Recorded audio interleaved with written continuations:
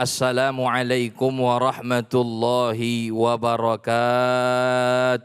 Waalaikumsalam warahmatullahi wabarakatuh.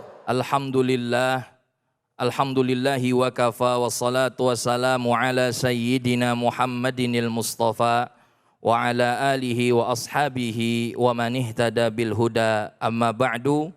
Pemirsa Cahaya Hati iNews yang dimuliakan Allah Subhanahu wa taala dan juga jamaah yang hadir pada kesempatan kali ini, Ustadz David, mudah-mudahan senantiasa Allah berikan kesehatan. Amin. Mudah-mudahan kehadiran kita di sini dan yang menyaksikan Cahaya Hati Indonesia senantiasa Allah berikan rizki yang banyak. Amin. Panjang umur. Amin. Mudah-mudahan hajatnya senantiasa dikabul oleh Allah Subhanahu wa taala. Amin ya rabbal alamin. Bu, bagaimana sehat? Kelihatannya ibu-ibu jamaah di sini dan bapak-bapak sehat-sehat semua. Kelihatan dari cara dandannya.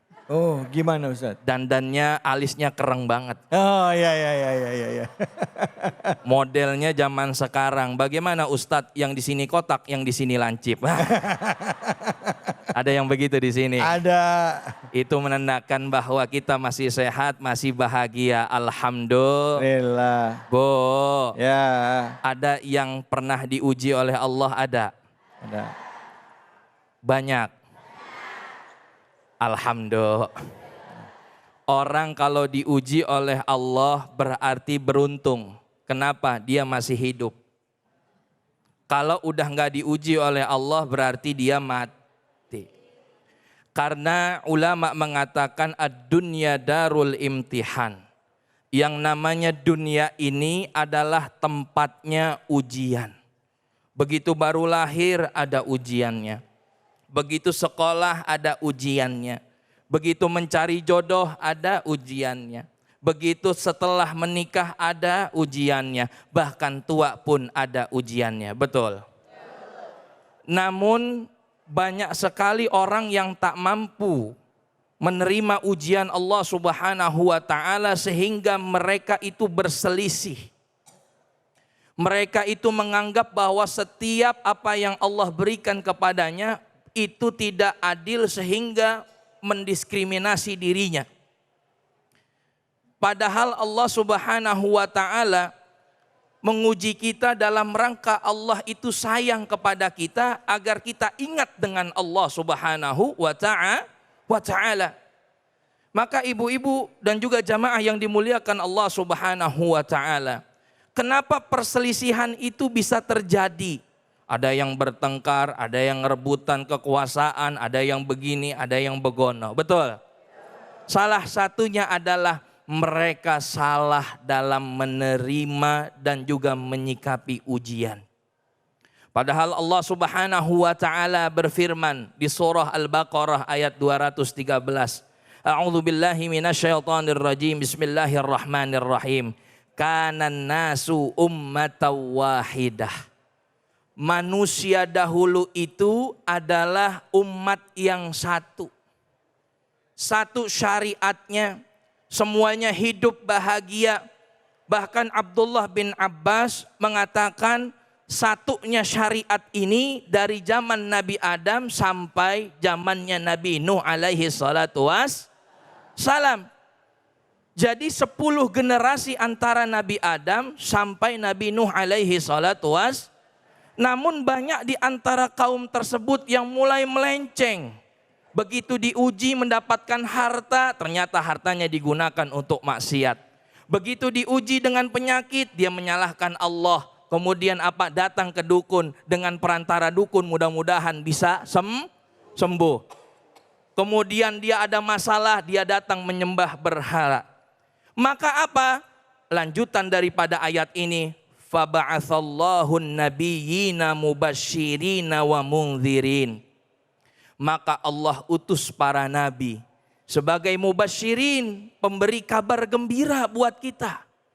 Wa mundzirin, dan juga pemberi peringatan buat kita. Gembira kenapa? Karena kita mampu diberikan petunjuk oleh Allah berupa Al-Quran untuk mengarungi kehidupan dan menerima ujian yang Allah berikan kepada kita. Pun demikian sebagai peringatan orang yang salah dalam menyikapi ujian. Bu, ujian kan banyak ya? Iya.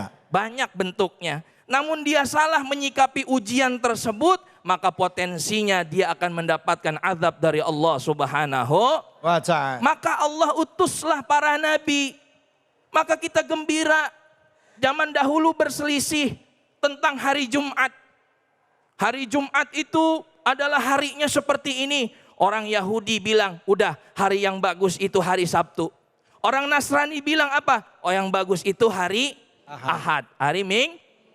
Datang Nabi Muhammad, hari yang bagus itu adalah Sayyidul Ayyam, hari Jumat. Orang dulu berselisih tentang masalah kiblat. Orang Yahudi bilang kiblatnya di mana? Baitul Maqdis. Orang Nasrani bilang kiblatnya ada di timur. Datang Rasulullah Shallallahu Alaihi Wasallam, kiblatnya dikasih tahu, diberikan petunjuk di Makkatul Mukarramah. Nabi Ibrahim dijadi perdebatan dan perselisihan. Apa agama Nabi Ibrahim? Orang Yahudi mengatakan Nabi Ibrahim agamanya Yahudi. Orang Nasrani mengatakan Nabi Ibrahim agamanya Nasrani. Datang Nabi Muhammad Sallallahu Alaihi Wasallam memberikan petunjuk yang benar. Nabi Ibrahim adalah Hanifam Muslimah. Ternyata agamanya adalah Muslim sesuai yang dibawa oleh baginda Rasulullah Sallallahu Alaihi Wasallam. Mereka juga dahulu berdebat tentang apa tata cara sholat. Ada yang sholatnya berdiri tanpa sujud, ada. Ada yang dia sholatnya sujud aja, ada. Ada yang dia sholatnya sambil nyanyi, ada. Ada yang dia sholatnya sambil berjalan, ada. Muncullah Nabi Muhammad, beginilah tata cara sholat yang benar disempurnakan oleh baginda Rasulullah Sallallahu Alaihi. Ini perumpamaan dan contoh. Kita umat Islam jangan mau diadu domba dengan masalah-masalah yang furu'nya.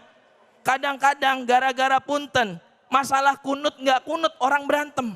Betul? Shh, jangan ke masjid itu. Kenapa? Masjid itu nggak kunut. Atau sebaliknya, shh, jangan ke masjid itu. Kenapa?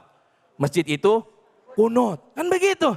Yang kunut ada dalilnya, yang nggak kunut juga ada dalilnya. Yang salah, yang kagak sholat. Nah, betul apa kagak? Betul apa enggak? Maka jangan ribut. Kita umat Islam sering dibenturkan dengan hal-hal yang sepele. Tapi kita lupa dengan hal-hal yang besar. Bahwa setiap daripada kesatuan dan persatuan umat muslim itu adalah sebagai bentuk ujian kita untuk mempererat, untuk menyatukan daripada umat Bu. Ya. Bu. Ya. Senang gak jadi umatnya Rasul? Senang. Abu Hurairah pernah menyampaikan satu konteks yang luar biasa.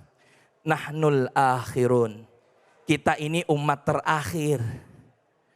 Al-awwaluna yaumal qiyamah. Akan tetapi nanti kita umat yang pertama nanti ada di surganya Allah Subhanahu Ta'ala. wa nahnu awwalun nasi dukhulal jannah. Dan kita adalah umat yang pertama kali masuk surganya Allah Subhanahu. Maka kalau kita diuji oleh Allah, Bu, yang pertama coba deh baca Al-Quran.